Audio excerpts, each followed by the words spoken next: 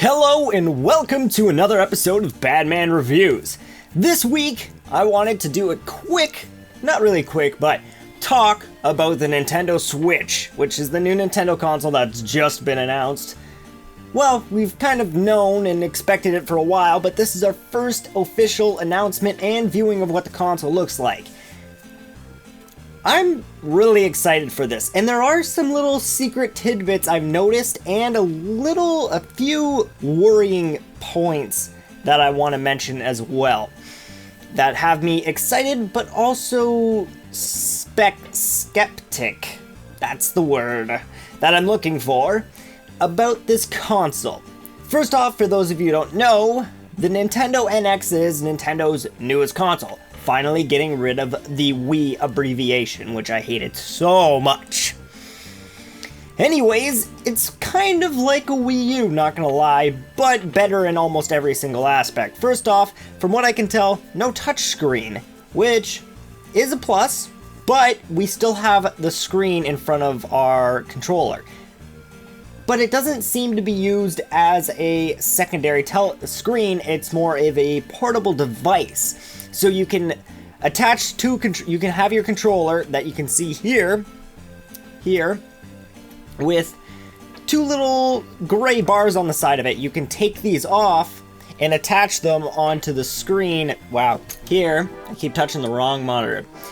The screen here, and then take it on the go and take it wherever you want. I'm also interested because they're getting rid of disc-based gaming, going back to cartridges, which I'm assuming is not our standard N64 cartridge or DS cartridge. We're looking probably more at a SD card type deal, something like the PS Vita did, which seems like a more, high-tech futuristic style of digital gaming than what we had before. I'm interested though if this may possibly lead to easier hacking of the console and getting free games. That's one thing that I'm interested in finding out, seeing as the DS has not been very reliable on stopping hackers from being able to make cartridges that you put into the game and put an SD card in and allow you to play whatever game you want on the console. Basically emulating the games into the console. So I'm interested if we'll be able to do that on the NX as well. That would be kind of awesome and worrisome, seeing as the NX has crazy third-party support. Skyrim has been shown, and multiple other companies have been shown to be coming into the swing of things as well to bring us tons of actual good third-party software to this console. Seeing as it's good enough to run Skyrim HD, I'm not too worried on if third-party companies are going to want to hop on this bandwagon or not. Seeing as, that was the issue with Wii U. It was a completely different software and way of programming than the other consoles are, and it was very hard to port to the Wii U. This way, I feel like it's going to be a lot easier, a lot better for them to port their games over to the Wii U, making the Wii U a possible contender in next gen. Being able to take the console on the go is a great idea. I'm a little worrisome though, seeing as it's a console. It's going to be expensive. If you take this thing on the go and you drop it, you're kind of screwed. Hopefully, unlike the Wii U gamepad, they actually sell replacement pads for this, seeing as they didn't for the Wii U, and that caused a lot of issues. Now, the few secret hidden tidbits in the trailer that I noticed that I wanted to talk about are 3 separate games they showed off. First off, the obvious one, the new Super Mario game that they showed off in the trailer. As you can see, it's not an old Super Mario game, it is a brand new one, and it looks beautiful. It looks a lot like New Super Mario World, but in a more Mario Galaxy style. It looks like they're going back to that, running around collecting stars kind of aspect, and I'm excited to see what they do with that and when we get to see more of that game specifically. Or, who knows, maybe it's just a Mario test thing for something else we'll see in the future, but who knows. The next thing is ports.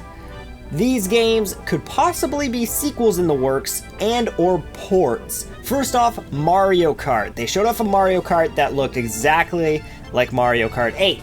with a few interesting differences. First off, you were able to hold 2 items instead of the standard 1 in Mario Kart 8, meaning that this game has a different engine or different coding than Mario Kart 8. So this could either be a port of Mario Kart 8 onto the NX, or straight up Mario Kart 9 that they're still in development for, and basically just showing that prototype to allow people to see what the NX can do.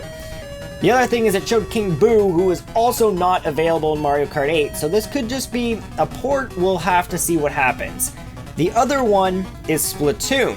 No one really seemed to notice this besides a few of my hardcore Splatoon friends and me, seeing as I was going to start a Splatoon channel, but my internet sucked at the time and I couldn't play Splatoon, and it sucked. So, off of that story and sadness, on to the next story.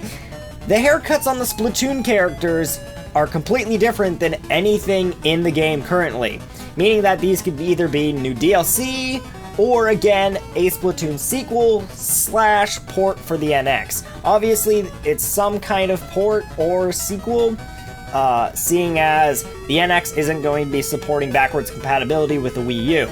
So my bet's on just a port and not a sequel of Splatoon's, but you never know. Just like the Mario Kart thing, it could be something in the works than just showing off older graphics with some hidden special features that they weren't able to hide because they're currently working on the next game.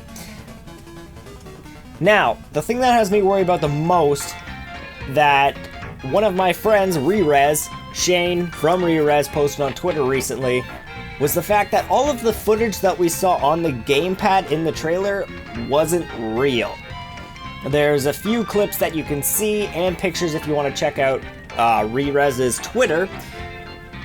There's very obvious scenes where you can see the gamepad clipping, the image on the gamepad clipping off of the gamepad, or basically someone holding it and you can see some of the image on their shirt, basically showing that the image was cropped onto the gamepad. It wasn't actually playing anything. They were just standing in front of a blank screen and someone edited on later.